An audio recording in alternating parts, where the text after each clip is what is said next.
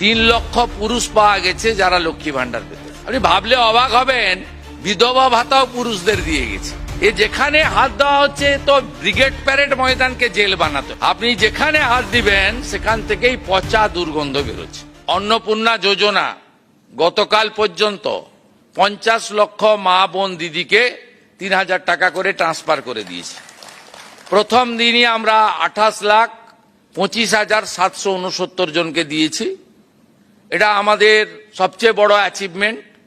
এবং এখানে ফর্মে প্রথমে সমালোচনা হয়েছিল 2-3 দিন, কিন্তু পরে সবাই বুঝেছেন যে সরকারের টাকা, জনগণের টাকা, ট্যাক্সের টাকা এভাবে জলে ফেলা যায় না।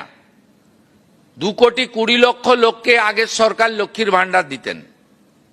তার মধ্যে আমরা ধরেছি 27 লক্ষ এমন লোকের নাম ছিল যারা ভোটার লিস্টে নাম নেই। আমরা কেবলমাত্র সিএএতে যারা অ্যাপ্লাই করেছেন 1,21,000 এখন অবধি 19,000 সার্টিফিকেট পেয়েছেন।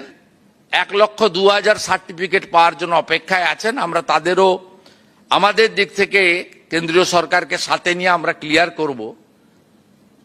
আমরা তাদের বাদ দিয়ে 27 লক্ষ ভোটার নয় এমন নাম পেয়েছি।